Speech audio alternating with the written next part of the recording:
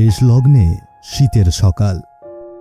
রোদ এসে পড়েছে গ্রামের খোলা প্রাঙ্গণে।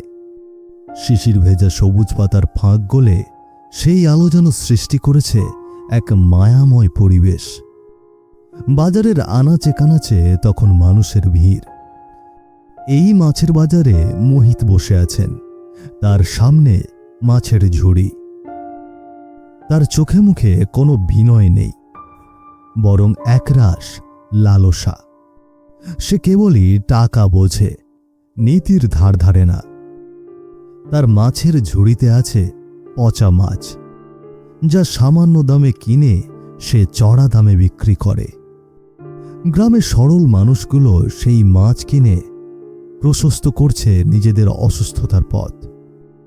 মোহিতের এই অসাধু ব্যবসার প্রতিবাদ করতে এসেছেন বৃদ্ধ গৌতম, যিনি বয়সে প্রবীণ, চিন্তায় সচেতন। বয়স প্রায় ৬০-এর ঘরে। মোহিত তাকে দেখেও কোনো সম্মান দেখাল না। তার চোখে তখন শুধুই রাগ, কারণ তার ব্যবসার পথে কেউ যেন কাঁটা হয়ে না দাঁড়ায়। রাগান্বিত কণ্ঠে সে সত্যি চাপা দিতে চায়। এই সকালে দুই চরিত্রের কথোপকথন গ্রামের নষ্ট হয়ে যাওয়া নৈতিকতার প্রতিচ্ছবি হয়ে দাঁড়ায়।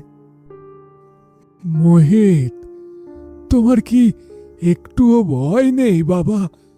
এভাবে বাসি পচা মাছ বিক্রি করে গ্রামের লোকেদের অসুস্থ করছো। তুমি কি জানো না এটা কত বড় পাপ? ওহ কাকা, আপনি আবার এসেছেন জ্ঞান দিতে। আমার মাছ ভালো না খারাপ তা আপনি কিভাবে বুঝলেন? হ্যাঁ, আপনার কি কাজ নেই? যান, নিজের পথে যান।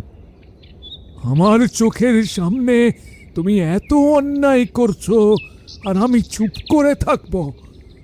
মাছ দেখে ভেবেছিলাম নতুন, কিন্তু বাসায় রান্না করে দেখি পচা মাছ। আমার ছেলে কাল তোমার মাছ খেয়ে হাসপাতালে ভর্তি। এর বিচার চাই আমি। তোমার মতো অসাধু ব্যবসায়ী এই গ্রামে থাকা উচিত নয়। বাড়াবাড়ি করবেন না বলে দিচ্ছি। আপনার ছেলের অসুস্থতার দায় কি আমার? ডাক্তার দেখান। আমি কোনো পচা মাছ বিক্রি করি না। চুপচাপ এখান থেকে সরে যান। মোহিতের এই খারাপ ব্যবহার বৃদ্ধ গৌতমকে হতবাক করে। গ্রামের মানুষের প্রতি তার সামান্যতম সহানুভূতিও সেখানে নেই। নিজের লোভের জন্য সে যে কোনো খারাপ কাজ করতে প্রস্তুত। মোহিতের এমন নির্লজ্জ ব্যবহারে গৌতমের মনে তখন হতাশা আর কষ্ট। ছি ছি মোহিত, তুমি তোমার বাবার নাম ডোবালে। আমি তোমার নামে পঞ্চায়েতে বিচার দেব। তুমি এর শাস্তি পাবেই। আরে যান যান, পঞ্চায়েতে যান, বিচার চান। আমি কাউকে ভয় পাই না। টাকা দিয়ে সব চাপা দেওয়া যায়। ভুলে যাবেন না, আমি মোহিত। তুমি শুধু মোহিত নও, তুমি একজন অমানুষ। তোমার মতো ছেলেকে জন্ম দিয়ে তোমার বাবা মাও হয়তো লজ্জিত। গৌতমের চোখে যেন জল চলে এলো।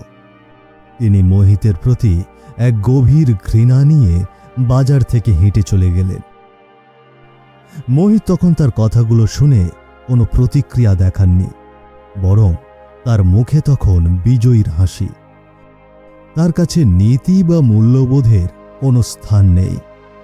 টাকাই তার কাছে সব। এই অসাধুতায় একদিন তার জীবনে কঠিন অভিশাপ নিয়ে আসবে। সন্ধ্যায় হালকা আঁধারে গ্রাম ঢেকে গিয়েছে তখন। আকাশ থেকে নেমে আসা কুয়াশা আর ঠান্ডায় বেড়েছে গ্রামের চায়ের দোকানের জটলা। মাটির উনানের তাপে তৈরি গরম চায়ের ঘ্রাণে চারপাশের শীতলতা যেন কমেছে কিছুটা। চায়ের দোকানের বেঞ্চে বসে আছেন গ্রামের দুই যুবক, কুণাল আর দীপক। তাদের চোখে মুখে তখন গভীর চিন্তা। গ্রামে বেড়ে চলা অসাধুতা, চুরি আর চাঁদাবাজির মতো ঘটনায় তারা অতিষ্ঠ। এই যুবকেরা তখন কথা বলছে গ্রামের পরিস্থিতি নিয়ে। তাদের আলোচনায় উঠে আসে মোহিতের মতো অসাধু ব্যবসায়ীর কথা এবং গ্রামের নিরাপত্তা নিয়ে চরম হতাশা। দীপক, আমাদের গ্রামে আজকাল কি হচ্ছে বলুন তো? সব যেন কেমন পাল্টে গিয়েছে। সন্ধ্যা নামলেই অলিগলিতে মদ্যপান, চুরি, চাঁদাবাজি, শান্তিতে থাকা দায় হয়ে উঠেছে। একদম যা বলেছেন দাদা। আরে আমিও শুনেছি গতকাল রাতে পাড়ার মোড়ে ওই ফিরোজ মাস্টারের ছেলে পথে নাকি মাতাল হয়ে উল্টে পড়েছিল। ছি ছি ছি ছি। সে কি কাণ্ড! কি বলেন? ফিরোজ মাস্টারের মতো এত ভালো লোকের ছেলের শেষে কিনা এই দশা!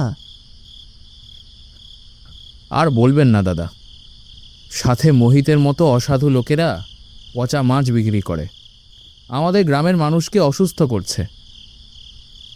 এর তো কোনো প্রতিবাদও করা যাবে না। আমরা প্রতিবাদ করলেই আমাদের ওপর দোষ দেবে। এসব চলতে দেওয়া যায় না। আমরা কি প্রতিবাদ করব না? গ্রামের এই অরাজকতা আমাদের থামাতে হবে। পুলিশের কাছে যাওয়া উচিত। পুলিশও যেন সব জেনে চুপচাপ বসে আছে। তারা কেন এমন করছে কে জানে। আমার মনে হয় হয়তো টাকা দিয়ে সব কিছু চাপা হচ্ছে। মোহিতের মতো লোকেরা সব কিছুই করতে পারে। আমরা যদি সবাই মিলে প্রতিবাদ করি তবে কি তারা আমাদের কথা শুনবে না? একতাই আমাদের শক্তি। আমাদের যুবকদের এগিয়ে আসতে হবে। ঠিক বলেছেন দাদা, কিন্তু মোহিতের মতো লোক, যার মধ্যে কোনো মায়া দয়া কিছুই নেই, তাকে কিভাবেই বা শায়েস্তা করা যায়?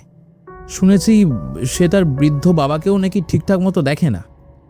শুনেছি তো, নিজের বাবার প্রতি যার মায়া নেই সে অন্যের প্রতি আর কি দেখাবে?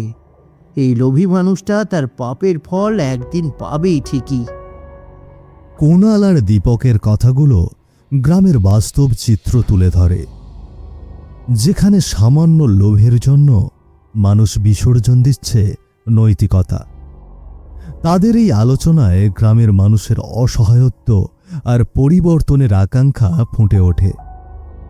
সন্ধ্যার অন্ধকার যেন তাদের ভবিষ্যৎ নিয়ে আরও এক গভীর অনিশ্চয়তার ইঙ্গিত দেয়। গ্রামের অরাজকতা, অসাধু ব্যবসায়ীদের দাপট আর যুবকদের হতাশা যেন এক চরম পরিণতির দিকে ইঙ্গিত করছে। গ্রামের সেই রাতটি ছিল আরও গভীর অন্ধকার আর শীতল। উন্মুক্ত কালো আকাশের নিচে যেন ওত পেতে রয়েছে অন্যায়। যেখানে মোহিতের জীর্ণ মাটির ঘরের কাছে দাঁড়িয়ে আছেন তার স্ত্রী জয়িতা। তার মুখে তখন একরাশ ঘৃণা আর বিরক্তি। ঘরের উঠানে দাঁড়িয়ে আছেন মোহিত। তার চোখে তখন মদের তীব্র নেশা, আর তার সামনে বৃদ্ধ বাবা নিখিল। তিনি যেন নুয়ে পড়েছেন বার্ধক্যের ভারে। মোহিত তার কাছে মদ্যপানের জন্য টাকা চাইতেই নিখিল তাকে টাকা দিতে অস্বীকার করেন। মোহিত তখন নিজের বাবাকেও অপমান করতে দ্বিধা করে না। জয়িতা তখন শ্বশুরকে মোহিতের আশকারায় আরও কথা শুনিয়ে দেয়। এই নিষ্ঠুরতার দৃশ্য যেন রাতের অন্ধকারে আরও তীব্র হয়। বলছি টাকা দাও, আমার আরো মদ দরকার। কেন দিচ্ছ না? সব টাকা তুমি লুকিয়ে রেখেছ। বাবা, আমার কাছে আর কোনো টাকা নেই। তোমার মদ্যপানের জন্য আর কত টাকা দেব বলো? তোমাকে কি আমি এই শিক্ষা দিয়েছি? তোমার কাছে টাকা নেই মানে? সব টাকা কোথায় গেল? তুমি আমাকে দিতে চাও না, তাই না? আমি বলছি টাকা দাও, নাহলে তোমাকে ঘর থেকে বের করে দেবো। কিন্তু আমাকে তাড়িয়ে দেবে? এই ঘরে আমি তোমাকে মানুষ করেছি। মোহিত, তুমি কি সব ভুলে গেলে? এইভাবে নিজেকে নষ্ট করো না। আরে আবার জ্ঞান দিচ্ছ? তুমি আমাকে শেখাবে? হ্যাঁ, তুমি আমাকে শেখাবে? তোমার জন্যেই আজ আমি এই কাজ করি। টাকা দিতে পারবে কিনা বলো? কেন টাকা দেবে না? আমার বাবার বাড়ির লোককে তোমার বাবা কি কম খাটিয়েছে? এখন ছেলের আবদার শুনতে পারবে না? মা, তুমি এসবের মধ্যে এসো না। এ আমার আর আমার ছেলের ব্যাপার। তুমি নিজের ঘরে যাও। ওর কথা বাদ দাও। তুমি টাকা দেবে, না হলে এই রাতটা তোমার আর এ বাড়িতে থাকা হবে না। বেরো, বেরো বলছি। তুমি এমন করতে পারো না, এমন করতে পারো না। আমি কোথায় যাব এই রাতে? আমার শরীরটাও ভালো নেই।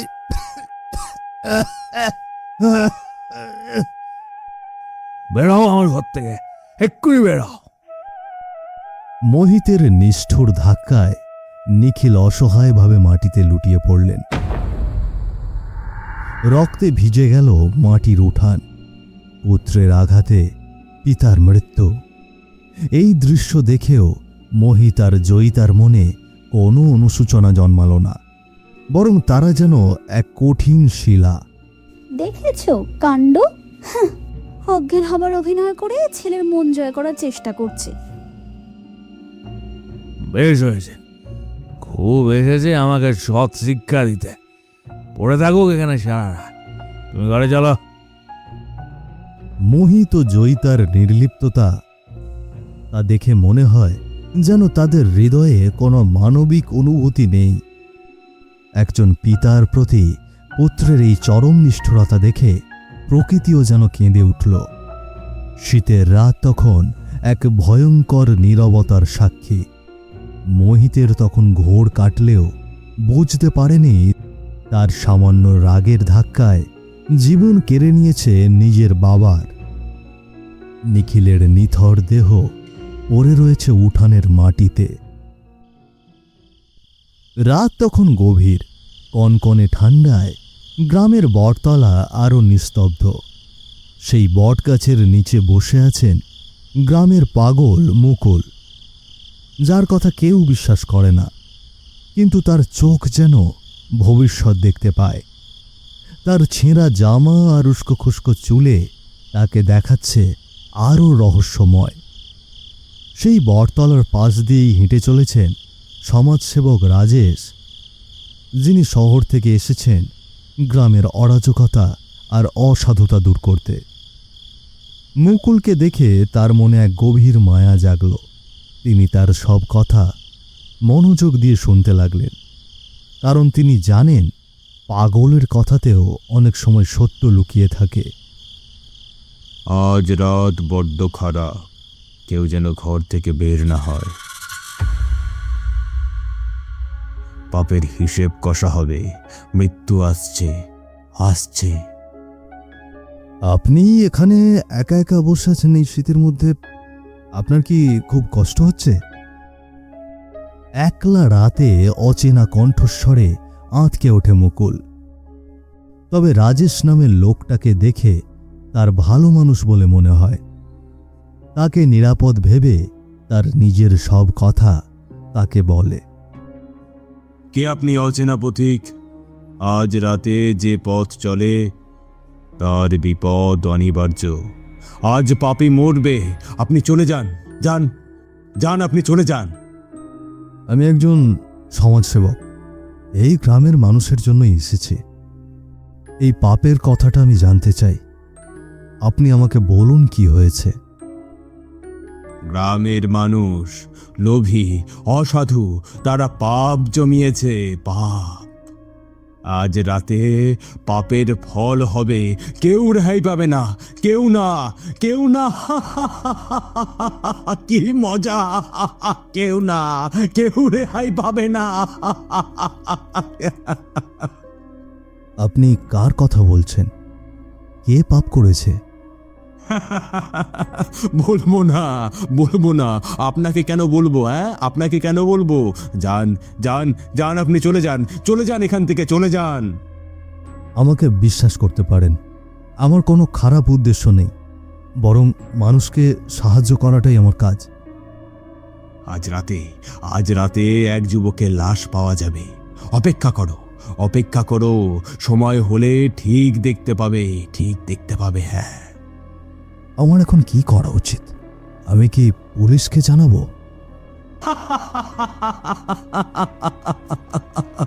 পুলিশ পুলিশ আজ কিচ্ছু করতে পারবে না। আজ প্রকৃতি বিচার করবে, আপনি শুধু দেখেন।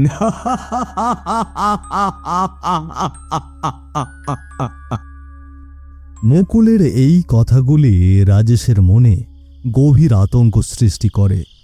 তিনি সমাজসেবক হলেও এই অলৌকিক বিপদের সামনে নিজেকে অসহায় মনে করেন। বট গাছের পাতাগুলি তখন বাতাসের সাথে এক অদ্ভুত শব্দ সৃষ্টি করে, তা যেন এক আসন্ন বিপদের ইঙ্গিত। রাজেশ তখন স্থির করলেন তিনি এই ঘটনার শেষ দেখে তবেই এই গ্রাম ছাড়বেন।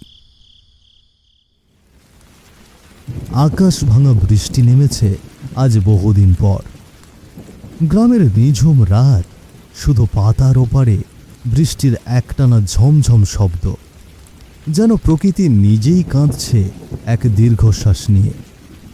বাতাসের ভেজা সোঁদা গন্ধে মাটির মন যেন দিচ্ছে আবেদন। যেখানে একটা গাছতলায় ভেজা পোশাকে দাঁড়িয়ে মোহিত, যার মাথার ওপরে শুধু ঘন পাতার ছাউনি, নিকষ কালো অন্ধকারে হঠাৎ এক শীতল ছায়া দেখতে পেল মোহিত। সেই ছায়া মূর্ত হয়ে উঠল একাকী পথিকের বেশে, যার হাতে একটি কালো ছাতা, যেন বৃষ্টিতে ধুয়ে যাচ্ছে পৃথিবীর পাপ। কিন্তু এই পথে যে হেঁটে আসছে তার হৃদয়ে প্রতিশোধের জ্বালা নাকি গভীর করুণার প্রচ্ছন্ন আলো। ছাতা মাথায় সেই অচেনা পথিক এগিয়ে আসে। তার গতিতে কোনো শব্দ নেই, শুধু এক হিম শীতল নীরবতা। কি একেবারে ভিজে গিয়েছিস তো? আয় বাবা, আমার এই ছাতার নিচে এসে দাঁড়া দেখি। কে আপনি? এত রাতে কোথা থেকে এলেন? যান, আমার কারো সাহায্য লাগবে না, আমি একাই যথেষ্ট। বাবা, আমিও তোর মতোই পথিক। বিপদে পথিককে সাহায্য করা যে কর্তব্য। চল দেখি একটু এগিয়ে দি। এত বৃষ্টিতে দাঁড়িয়ে থাকলে জ্বর বাঁধা ভিজে। মোহিত কিছুটা দ্বিধা করে, কিন্তু বৃষ্টির তোড়ে এগিয়ে যায় ছাতার নিচে।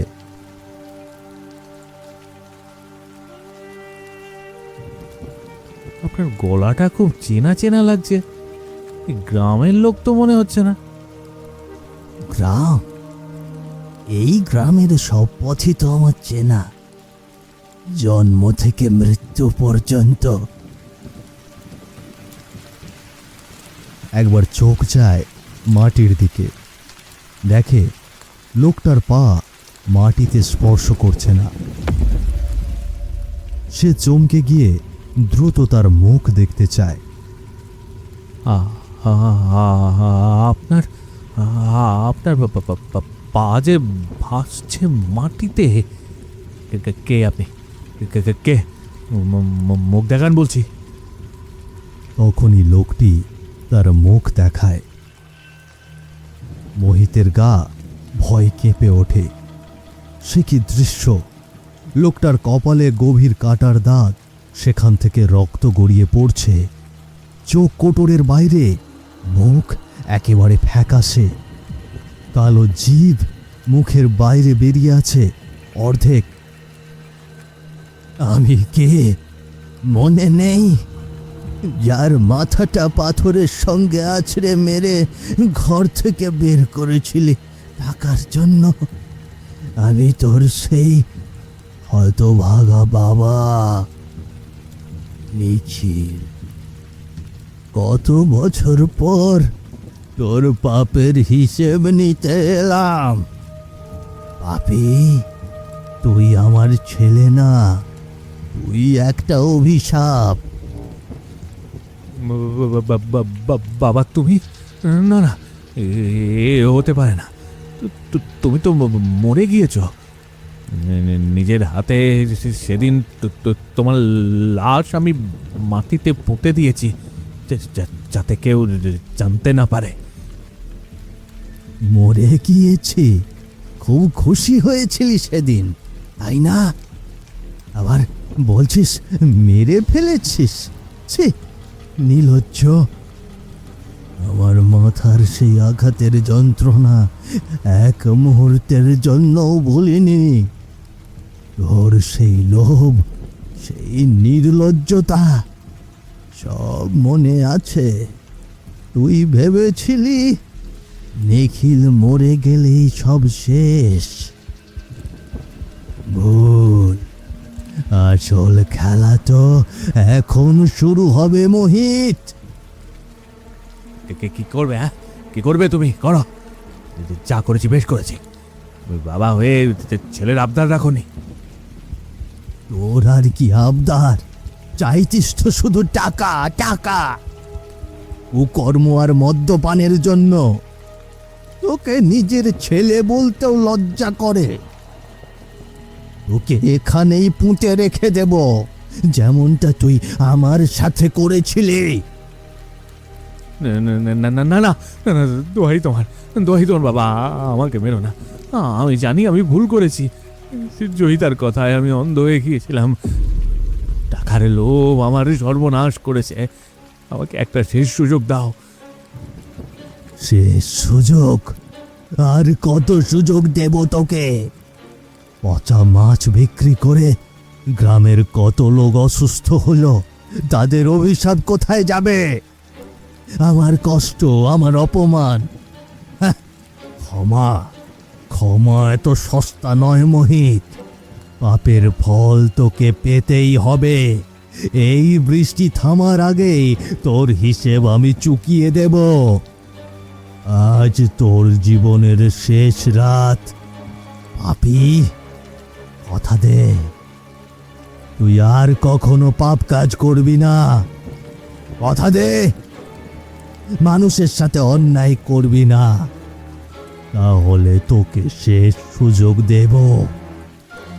হ্যাঁ, আমি কথা দিচ্ছি, আমি ভালো হয়ে যাব। গ্রামের সব মানুষের কাছে ক্ষমা চাইব। বিশ্বাস করো, আমি বাঁচতে চাই। বাঁচতে চাস, তাই তো? বাবা, আমি তো জন্ম দিয়েছি তোকে। শত পাপ করলেও তুই আমারই রক্ত। তবে মনে রাখিস, এই ক্ষমা তোকে সহজে দিচ্ছি না। তোর জীবন যেন আমার মৃত্যুর প্রায়শ্চিত্ত করে। যা, ক্ষমা করে দিলাম। বাবার শেষ করুণা মোহিতকে নতুন জীবন দিল। বৃষ্টির বেগ আরো বাড়ল, যেন আকাশের চোখ দিয়ে সব পাপ ধুয়ে গেল। নিখিলের আত্মা মিলিয়ে গেল সেই অন্ধকার আর জলের মধ্যে। মোহিত একা ঠায় দাঁড়িয়ে আছে বাবার দেওয়া ছাতার নিচে। তার চোখে এখন অনুতাপের অশ্রু, যা বৃষ্টির জলে মিশে একাকার। সে বুঝতে পারল, পৃথিবীতে কোনো পাপই গোপন থাকে না, আর বাবার ভালোবাসা